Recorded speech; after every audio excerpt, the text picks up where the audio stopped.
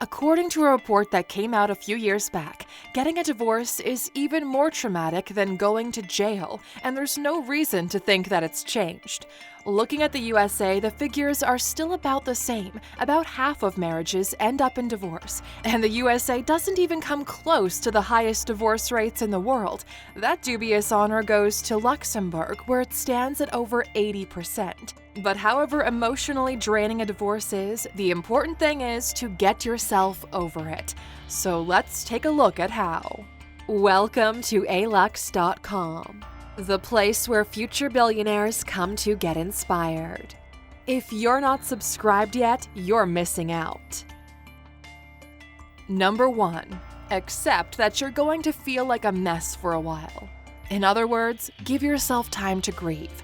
Experts tell us there are 5 stages of grief: denial, anger, bargaining, depression, and acceptance. The goal is to get through the first 4, and with time, you will, but try pushing them under the mattress and they'll just resurface when you're least expecting them. So, realize that feeling a mess is normal. Be honest with people close to you about the roller coaster of emotions you're going through. There's no point in saying, "I'm fine," when you're just not. And while you might get sick of people telling you to take it step by step, the simple fact is, they're right. Step by step is the only way you can do it.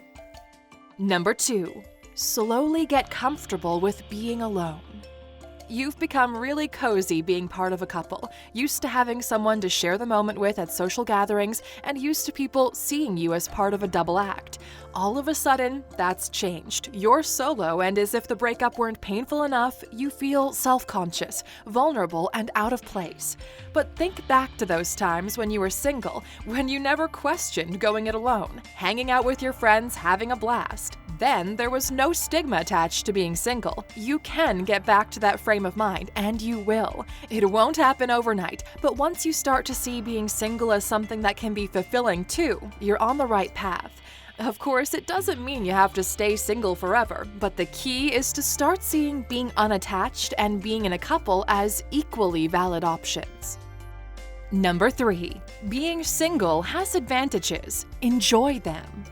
Being single is more than just a valid option. Better still, there's a ton of advantages that come with it, like not having to negotiate where or what to eat, what movie or TV series to watch, through to the bigger stuff like which house to buy or rent, how to decorate it, and how much to spend on it. We're not saying it's all rosy. Of course, you miss not being able to do all of those things with somebody else. We're just saying, see the plus side to it too. You might as well take advantage. Binge watch that series your ex wasn't into. Decorate your house in that crazy color scheme you like. Maybe in a few years you'll be in another relationship. But right now you're single. It's the best time you'll have to do without all that negotiating. So indulge yourself a little, or even a lot. Number 4. Have a support network. Of course, being on your own for a while at least doesn't mean spending all of your time alone. While you're still going through those stages of grieving, you'll probably want to be by yourself some of the time. Just don't make it too much of the time, and have a great support network to back you up. Connect with those people, family or friends, who you can talk to about how you're feeling. Reach out to them, because you're going to need someone to talk to about all those contradictory thoughts in your head, feelings of blame, anger, and self-doubt that keep you awake at night. If you don't share them with somebody, they'll take longer to go away. Number 5. Try to look ahead, not back. When you're thinking back to the good times you had together, or maybe the bad times together, and overanalyzing everything that happened, the problem is you're living in the past, and that's not going to get you anywhere. It's only going to get you stuck, unable to move on, and feeling depressed. That's why you need to begin looking ahead. Look at things you can enjoy, about all the big plans you can start making, the goals you can start achieving, and you don't need anyone to help you. Instead of thinking about what went wrong and how things could have been, look ahead to see how great life can be, and you're the one who can make it that way. Number 6. Reevaluate your finances. There are a million ways a divorce can alter your financial situation, but it's a given that it will alter it in some way. First off, now you're paying bills by yourself instead of splitting them with your partner. Whether you're still in the same place or not, your living arrangements will be different, and that's even before we factored in alimony or child support if they come into it. So, it's time to have a look at your finances and where they stand at the moment, and how you can make them work for you in the future. How you're going to spend, save, and once you've got those covered, how you're going to invest. Whatever stage you're at in life, everybody should have a financial plan. So now that your circumstances have changed, it's time to get a new one together. Number 7. Do your legal research and get a lawyer you can trust. Truth be told, this one could have come earlier on the list, as it's something you'll need to consider before the divorce happens. But now that we've dealt with the emotional recovery part, we'll give you a heads up on this one. Well before the divorce papers are signed, be sure to have a trustworthy divorce lawyer and get clued up on the laws in your country or region. Not understanding all of the legal aspects could have drastic consequences, like not having access to your children or giving away a load of your fortune that you've earned to your ex. Yep, just take a look at Jeff Bezos. Do your legal research and avoid these pitfalls. Number 8. Reevaluate your friendships. When you were attached, you may have found yourself gravitating toward other couples too. That might change. Being at events where you're the only one not paired up, you might end up feeling like a third wheel everywhere you go. And when it comes to friends who are closer to your ex, you might get the cold shoulder from them. Try not to take it too personally and realize it's just the way it goes. Either way, now is a great time to evaluate your friendships. Think. Who are the most important ones? The ones who make you feel the best and understand you the most. The ones you can count on and have the same values as you do. Perhaps even similar goals, so you can push each other forward and thrive off of one another. With that said, is it time to see a little less of some people? Leave superficial or toxic friendships by the wayside? And perhaps reconnect with people you haven't seen much of for a while. We're not saying to defriend people just because they got on well with your ex. Just reevaluate who you want to spend the most of your time with based on what your current needs are. Number 9. Rediscover who you are. For a long time, you've defined yourself as part of a duo. Start asking yourself, what things did you want to achieve before that you forgot about? What places did you want to go to? What are your values? Maybe some of them you've forgotten about or even repressed when you were attached. Divorce is traumatic, but it can also be the start for new growth. And having a good think about your priorities and ambitions can be the start of all that. Number 10. Use it to set yourself off in a new direction.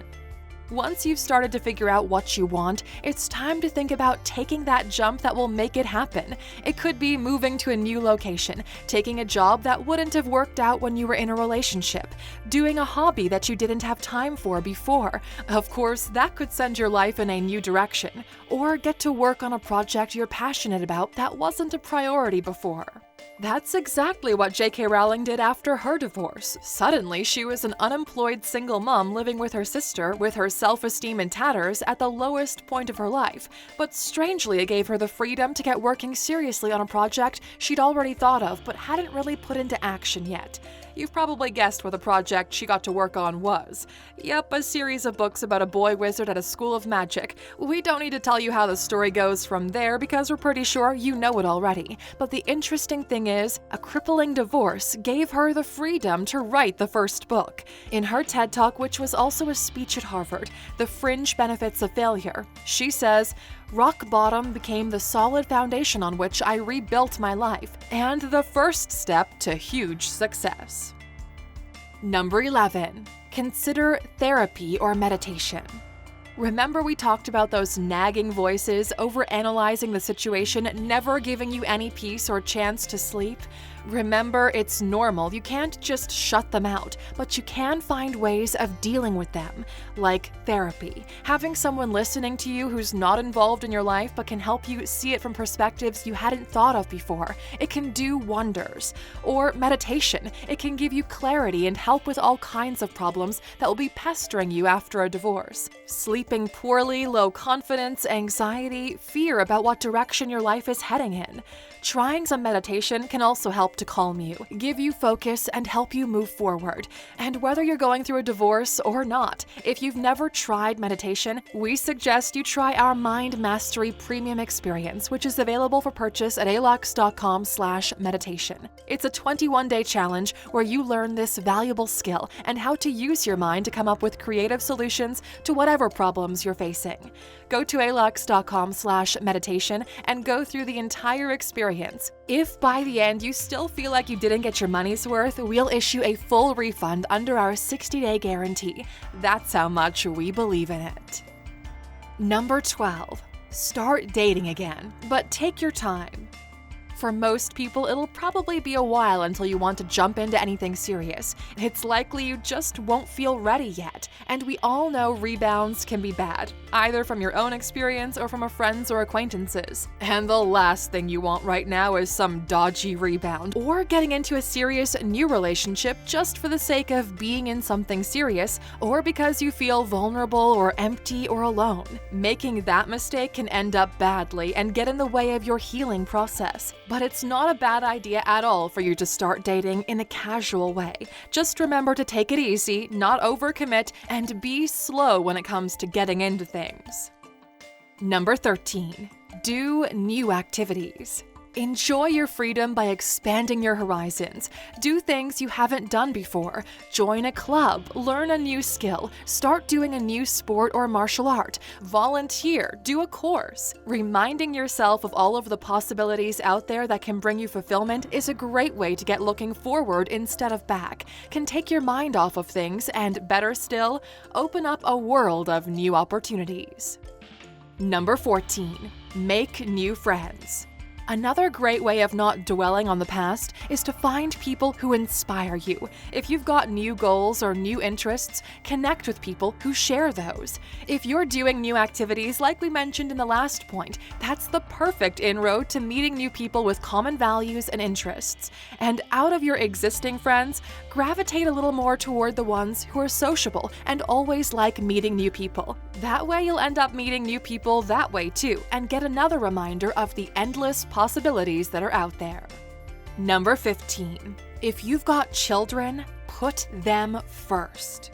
For the divorces where children are involved, this one is super important because whatever blame games are going on between you and your ex, none of that blame is on your children, so don't put any of it on them. Act responsibly and make your children a priority. Key points are: talk to them honestly about what is happening.